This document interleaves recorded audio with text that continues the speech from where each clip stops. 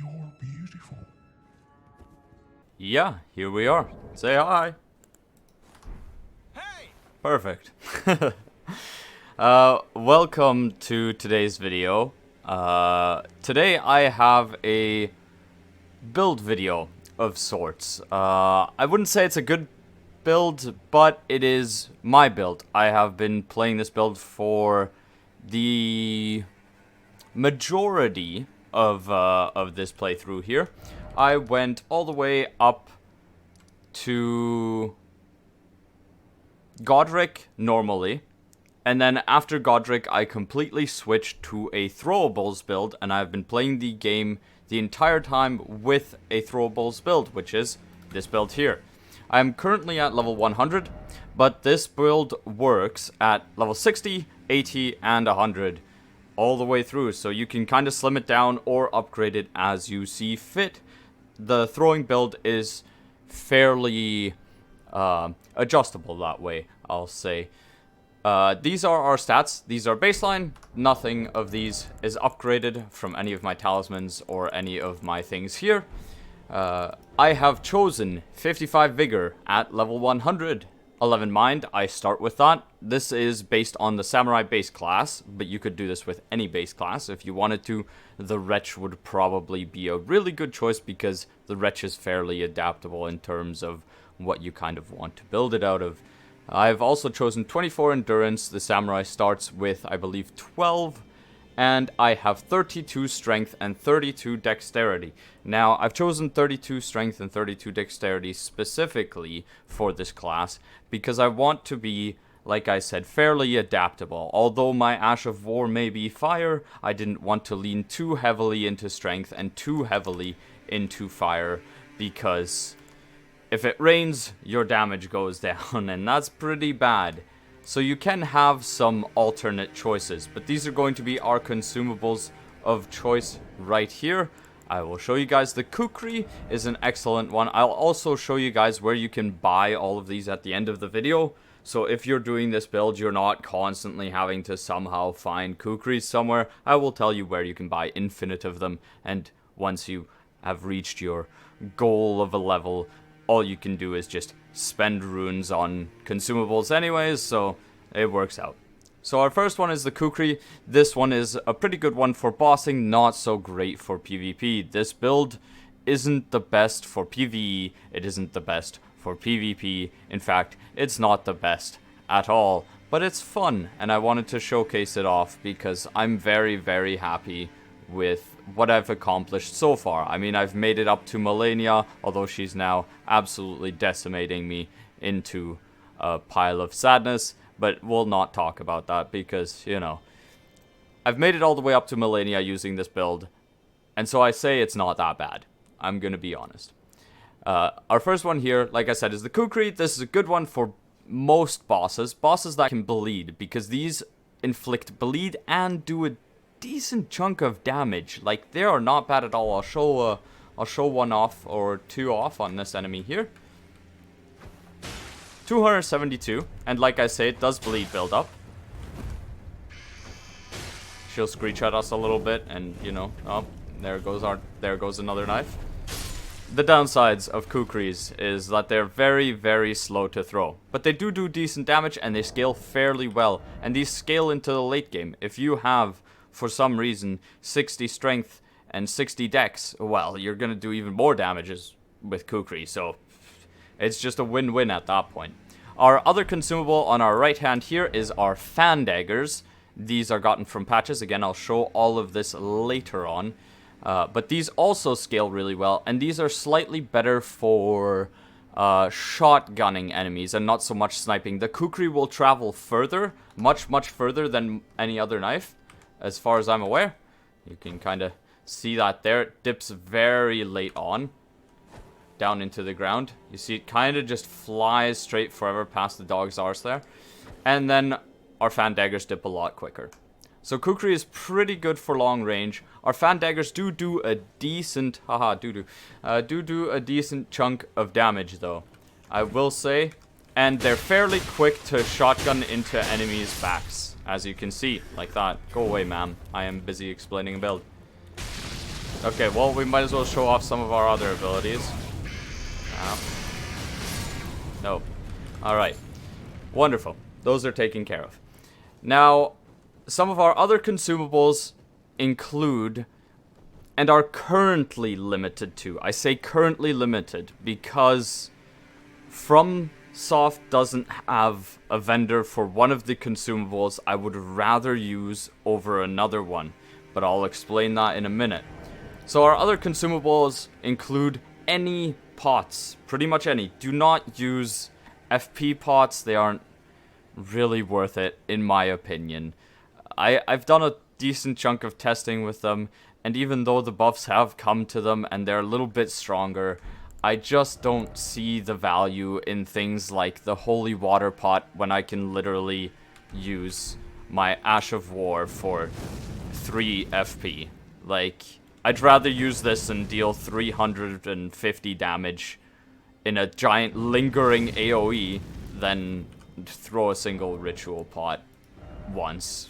And the single ritual pot or the single holy water pot will cost me like 15 FP, whereas that costs me 3, you know, I can do it a bunch more times. Anyways, I don't see the worth in like holy water pots, magic pots. They have their uses, don't get me wrong, especially to enemies that are weak against that. So you can use them, and you absolutely should if you like to, but this build isn't meant for FP throwing pots, because we have a very limited amount of FP. We've basically gone for base FP and put nothing into that. So I would stick to the regular pots. Pots like the fire pot, the lightning pot, poison pot. You can throw the fetid pot, but it's gonna poison you, so I don't just throw the poison pot. They're just as cheap to build. They're not that hard. Swarm pot works, yes, absolutely, and the volcano pot. This one's a really good one for anything that's standing still for a long time. You can also use rancor pots here and there. These are FP pots, but I think these ones are a little bit better than other FP pots. These pots here, the alluring pot, beast lure pot, and the albinoric pot, not really that good. Maybe the albinoric pot is good for PvP, but I doubt I'd use a ritual pot on an albinoric pot, especially when we can only hold a maximum of 10 ritual pots, and I could use those for giant red main fire pots. I will not be using giant's flame fire pots because A, they do less damage than the red main pots, and B, they actually have a smaller explosion as far as I can tell. So far, the best one bang for your buck, although it's a pain to farm Old Fangs, and I haven't found a single good spot to farm Old Fangs. It is a pain to farm these, but they are well worth it. They do some meaty chunks of damage. I landed 1.3 thousand damage on an Erd Tree boss.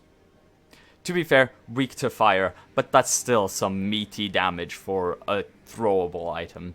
So yeah, generally we'll be sticking to fire pots and lightning pots, both of which I have good farming spots for. There's also the volcano pot. That one's super easy to farm. I mean, you literally just walk up to Mount Gelmir and pick up every volcano stone, as well as the swarm pot. This one's a little harder to farm for, but this is a very powerful pot against anything that's standing still, just like the volcano pot. These two are very good against big bosses that don't move a lot. Other than that, fire pot and the lightning pot will be your best in terms of PvP and anything world moving and, you know, quick engagements. So we'll be using those. We will also be using Poison Stone Clumps. I'll show you where to buy those. These are fantastic openers because they put some pressure passively on bosses and mobs that are hard to take down. You throw 4 to 6 of these on a boss and he's poisoned. And now he's taking thousands of damage over time. You know, not in a single tick. It's like 10 damage a tick or something like that. But slowly over time, he will take a couple thousand worth of damage, which is well worth it for the ease of using these.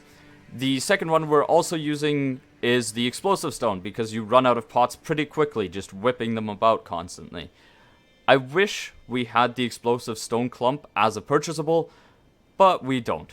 We just don't. There's nowhere to buy them. I have not found a single vendor that sells them. The only way you can get them is by farming miners, and those are such a pain to farm. So I don't include explosive stone clumps currently, but if FromSoft adds a vendor or a bell bearing or something like that to somehow get explosive stone clumps, we will 100% use explosive stone clumps, as in my opinion, explosive stone clumps are one of the best consumable throwable items that aren't daggers. They are absolutely amazing crowd control and absolutely fantastic tools in terms of zoning in PvP. Our Ash of War this time around is Flaming Strike. Flaming Strike, much like, what is it called? Redmane's Fire or something like that, leaves a lingering flame in front of you. It's much like a perfumer's spray. This lasts a lot longer than you'd think. Like a lot longer. It catches a lot of people that try to sprint into you in PvP. You'll be running away from somebody, and then, whapa! You know, all of a sudden he has a pocket of fire in his face. And if he gets hit by that fire, you are generally guaranteed the follow-up hit. So that's a solid 600 damage, and now your fists are on fire, or whatever weapon you've chosen. My weapon of choice here is fist weapons, literally just for the joke of I'm throwing hands. Yes, I know. It's terrible, but that's what I've gone with. Our headpiece is the only important part of the uniform. You don't need to wear anything else, but I do recommend that you wear the jar on your head. This is given to you by Alexander. What it does is gives you a boost to pot throwing items. So any jar you throw, like the fire pot, the lightning jar, etc., will be upgraded by this and do some more damage. So pretty good, pretty good. Our talismans that I'm running, at least, these ones are just simple ones I generally like using. Makes me a little bit more tanky, and it gives me a lot more options. So Erdtree's Favor, you can use Erdtree's Favor, the +1 version, or the +2 version if you have it. The +2 version is obviously the best version, but I only have the +1 because I haven't entered endgame yet, because I really like the way the golden tree looks, and I don't want to cook it just yet. Then we also have the Dragon Crest Great Shield Talisman. This also is fine if you just use the Dragon Crest Shield Talisman. You don't have to have the Great Shield version, of which you get +1, +2 as well of the regular shield. The Great Shield is a separate talisman, which is like the final form of the Dragon Crest Talisman, I think. And then we're also using the Carrion Filigreed Crest. This can be replaced if you want, as our first skill of Fire only costs 3 FP using this, or if we're not using it, it costs 4 FP. You're saving 1 FP, you get a few extra casts out of it that way. You're not saving a massive amount, but you can use it if you want. If you don't want to use the Carrion Filigreed Crest, I recommend the Perfumer's Talisman, and you can slap some perfumes on. Sometimes I use perfumes in PvP as well, just because they're a little bit fun, and it's a little bit of a mix-up, you know. So we'll have the Perfumer's Talisman on as well passively. Last one you should be using, Talismans. This one's a critical one, is the Jarrite Talisman. I'll put an image on the screen somewhere. I don't have it yet in this playthrough because, like I said, I haven't set the tree on fire, and I'm really trying not to set the tree on fire. But I'll probably get it soon. That one is a very, very needed one, as it boosts your jars even further beyond. So, yeah, amazing, amazing. Really want that one. There's some honorable mentions in terms of talismans, which is the Prosthesis Wearer Heirloom for raising your dex. Makes your daggers do more damage, makes your pots do more damage, as they both scale with strength or with dex. And you have the Star Scourge Heirloom for raises strength. Again, more scaling, more damage, not that bad, right? You also have some other honorable mentions, like the Radagon's Source Seal. I don't want to use it because it takes a lot of my defenses down, and I'm just not quite comfortable with it yet. Although it does give you 20 free stats. 20 is a lot. Look at the boosts that gives me. That is huge. So this one's a really, really good one. Lets you do more damage. Makes you a little weaker in terms of tanking, but it does give you an extra 200 HP, so you really can't complain about taking a little more damage because you also have a little more health. So I think it kind of evens out. So this one's a really good one. Makes you do more damage. Still keeps you semi-tanky, especially if you negate the negatives of it with the Dragon Crest Great Shield Talisman. On to some combos that you can do that are fun in terms of PvP. If you want to hide your throwing animation, you can Ash of War and immediately throw something after. It hides it for all of half a second or something like that. Will it make the pot a guaranteed hit? Absolutely fucking not. But it looks cool, and sometimes it works. I've caught a couple people out with this. What you can also do in terms of PvP is free aim your pots, especially at your feet or in front of the enemy's feet. Makes them a lot less confident to rush you so quickly. If you're caught out throwing a pot and an enemy is rushing you, you're going to get hit. After that, you're going to have to adjust because you cannot zone quick enough with the pots. So that's why we have this Ash of War. Hopefully you can get them off your back a little bit. If you spam it enough, eventually they'll be like, oh no, he's just going to keep catching me out. I should back off. And then you get to zone them again with some rocks and knives. So that's nice. In terms of bossing, if you want a shield, get a shield. If you want a spear, get a spear. This is a very adjustable build because you have the stats to use pretty much any weapon. I'm only using fist weapons because it adds to the meme of this build.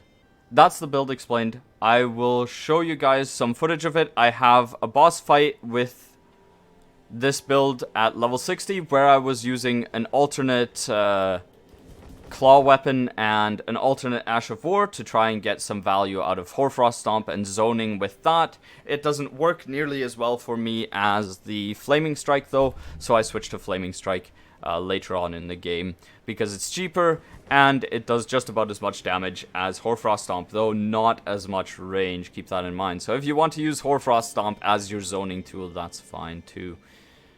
Mix it up, experiment with this. This build has a lot of adaptability because, like I said, you have stats for pretty much anything. If you want to use a halberd, you can use a halberd. If you want to use a great shield, you can use a great shield. If you want to use a spear, you can probably use a spear. The only thing you can't use is anything that requires knowledge or faith or arcane. You know, throw some stats in arcane if you want.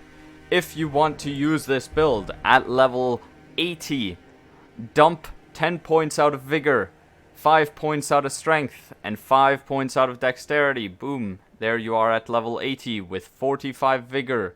And then 20, what is it, 7? Yes, 27 in terms of strength and dex. If you want to take it down to 60, simply reduce your damage a little bit and do the same thing. Dump a little bit out of vigor. Though at level 60, I will say, try and have at least 40 vigor. You're going to get hit, and you don't want to get hit that hard. So I usually like to have a little bit of a vigor buffer. Please, in Elden Ring, guys, level vigor. I see so many people in PvP that have 800 hit points at level 100. I'm like, what are you doing? What happened to you? What is your build spec? Like, you don't even hit me that hard either. Like, come on. Anyways, yeah, that's it for the build. I will show you guys some farming locations coming up, and then I'll show you guys some footage of me fighting bosses, or vice versa. I'll show you the footage of the bosses / PvP, if I have PvP footage. I can't remember. And then I'll show you the farming locations.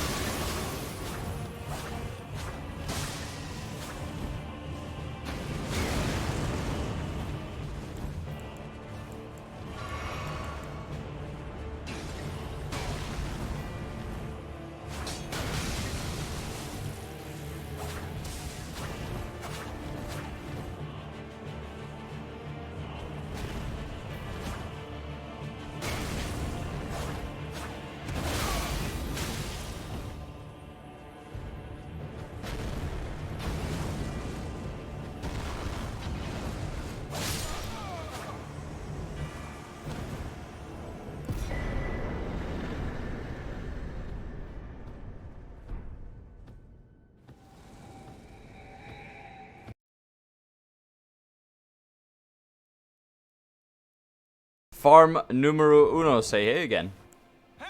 Perfect.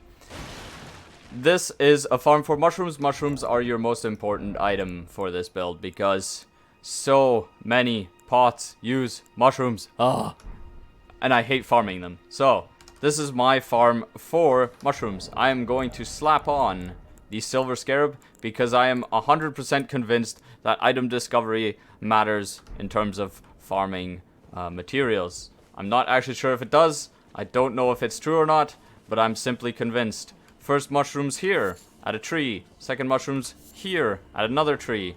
Go away, please, sir. You can go down this ramp a little bit. This is the entrance of the Albinoric village, and you have another mushroom just here. Grab that. We'll hop on our horse and go around this house here. And here at the next bit of grace is another mushroom. You also, if you want to go further, you can either reset here and simply farm these 4 mushrooms. That's a pretty quick route. Or if you want to spice it up, you can go across the bridge up here, though this takes a lot longer. And I don't recommend it nearly as much because it's only 1 more mushroom. It's just 1 more. I don't think it matters. Okay, that tracked really well. I don't think this mushroom here matters enough for you to go all the way over here to collect it. Like, yeah, it can give you 2 mushrooms, but... Or 3. 3 if you get really lucky. Cease. But, unlikely. So that's your general farm there. From the bonfire, go left to this tree. Go to this other tree. I'll do it really quickly. I'll reset and show you guys again, just in case. Go left. Grab a mushroom. Turn right. 2 more mushrooms by this tree. 1, 2. And down the ramp. Next to this pole. Another 2 mushrooms. Or another mushroom. Not 2. But you can get 2 from it. Like I say, equip the silver scarab if you're farming. You probably get more that way. I don't know if it actually fully affects it, but I am fully convinced that it does affect it as I get a lot more ×2 drops than I do otherwise. That's the mushroom farm, guys. On to the next one.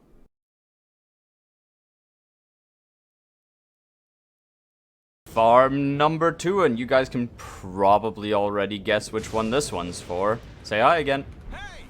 Perfect. This is for Fulgurblooms. This is for your lightning pots, right here. And you have 2 really good ones. This one's probably the best place for Fulgurblooms, in my opinion. Again, make sure you have your silver scarab equipped, because I'm fully convinced that it increases your drop rate for ×2s. I don't know if it actually does, but I'm fully convinced it does, so that's what I'm doing. And then you have a full field of Fulgurblooms here. Grab all these, ride around in a circle. You can take Torrent. Don't worry if you get hit by the lightning. It generally doesn't one-shot you unless you've never leveled Vigor. And again, level Vigor, please. And then you have a second lightning field up here. These are just away from the Castle Soul main gate. So you literally just turn west, and you've got these. Lots and lots and lots of Fulgurblooms here. You can reset this one really easily as well. If you have an SSD, simply fast travel back. If you don't have an SSD, it's a lot easier to simply just walk back. But if you have an SSD, you can fast travel back once you've hit that second field. And this place is also very loud, so turn your volume down. I didn't, because I'm an idiot. So, yeah, that's the Fulgurbloom farm for you guys, alright? Farm number 3. Say hello again. Hey. Wonderful. This one is in Liurnia, and all you have to do is go south. You'll immediately see these chubby little slugs, the fire slugs. They're your best friends, don't worry about it. And you can collect some butterflies. Here, here, here. And if you go past this rock to the other side, there. Beautiful. Lots of wonderful butterflies. There's also this chariot you can kill. If you're comfortable doing the horse drop attack thing, I'm not really good at this game. I'm gonna be honest with you guys. I am terrible at it. But if you're comfortable doing that, then you can one-shot the chariot and collect butterflies from that. I believe they drop up to 5 smoldering butterflies, if I remember correctly. And then you simply reset here.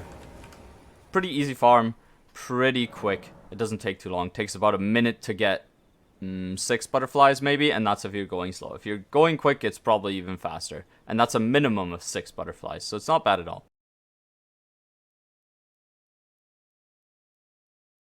Number, I lost count because I've been doing this too much. Say hey again. Hey. Wonderful. Alright, really quick one. Boop boop, sit down. You can also grab this one.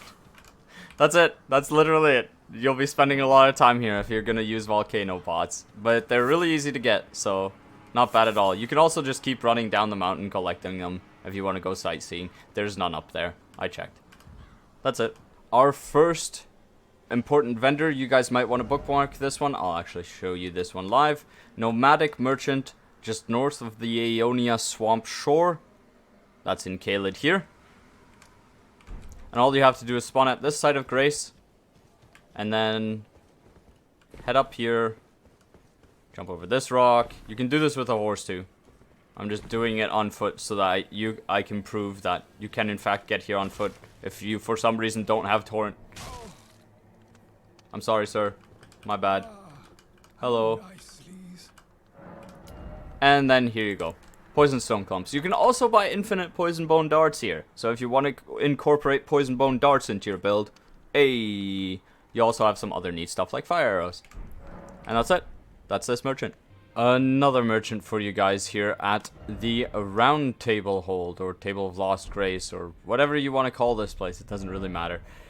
Safety Sanctuary. Just head on over to your Twin Maiden Husks, I believe they're called. Yes, I think they're Twin Maiden Husks.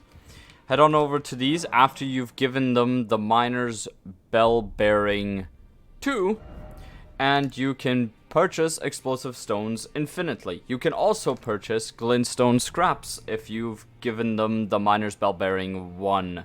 I will show you both of the locations for them right now. But for those of you that don't want it spoiled, just skip to the next part or just click away from the video. Miner's Bell Bearing, Smithing Bell Bearing 1 is at Raya Lucaria Crystal Tunnel, and the number 2 one is at Sealed Tunnel up here. They're both pretty easy to get. This one takes defeating a boss. The Raya Lucaria one takes defeating a boss. It's a chrysalid. It gets pretty easily killed as long as you have a weapon with high staggers, so jumping heavy attacks do pretty well against that. And the Sealed Tunnel, you can literally walk in, pick it up from, I believe it's in a chest, pick it up from a chest and then leave. You don't even have to fight a boss, so that one's even easier to get for some reason, although you do technically have to get to, what's this? Altus Plateau, so a little bit harder, but that's the location of those, and that is where you purchase infinite of these two. Glintstone scraps can be incorporated into this build, though they will not do a lot of damage, but they have some nice amounts of stagger damage. So if you're wanting stagger damage for cheap against a boss and don't want to use your close range Ash of War, there you go, you have glintstone scraps. Merchant number 3, just down here. This is in the Weeping Peninsula. Castle Morn Ramparts. I'll zoom out and then I'll zoom back in. And your merchant is right down here next to a campfire. Careful, at nighttime there may be a night cav rider right there. Oh, what the heck was that? There might be a night cav rider right there. This is your merchant here, and he sells you infinite Kukris. That's right, infinite. And they're really cheap. They're only like 60. Buy these all the time. They're wonderful for almost any build. And again, that's here. And last merchant, but definitely not least merchant. This one's really important. Volcano Manor, just here. This merchant likes to roam. As you guys can see, you can already see his name. It's Patches. Patches sells you the Fan Dagger, your impromptu shotgun, basically. Just walk out here and meet him here if you have reached the Volcano Manor quest spot. There's his Fan Daggers. He sells some other stuff, but it's mostly crap, so I don't buy it.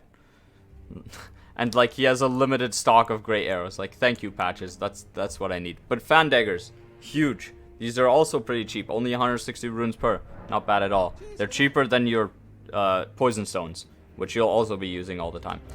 So Patches is here later on in his quest line. He begins in here, Murkwater Cave. This is in your starting area. There's your first step, and there's Murkwater Cave. That's where Patches begins. He will be selling Fan Daggers as soon as he starts. You can buy them from the get-go. Once you go to Liurnia, after, I believe, you have to defeat Godric for him to move, but I'm not 100% on that. It might be as soon as you go to Liurnia, or as soon as you discover Liurnia. Patches will move to this little spot right here, Scenic Isle. He'll be there. He'll be there until you get to the Volcano Manor. Once you've gotten to the Volcano Manor and reset the world, as in fast traveled or sat down at a bonfire, Patches will move to the Volcano Manor and you can find him there. But this is his second spot. He only has 3 spots, so 3 spots for you. The Murkwater Cave, the Scenic Isle, and then the Volcano Manor. That's it for the video, guys. That's the entire build done. That's the build explained. I've explained all the stats. I've shown you all the farming spots. Hopefully I didn't forget anything. If I did, tell me, I guess. And I'll probably fix it, hopefully. Or I'll re-upload it. I don't know. I'll do something about it, that's for sure. Thank you so much for watching, guys. If you end up trying the build, let me know. And I hope you enjoy it. I know it might not be the most optimal, the best, or the coolest looking build out there, but I wanted to share it with you guys. So thank you for checking it out. And until next time, have a good one. Goodbye.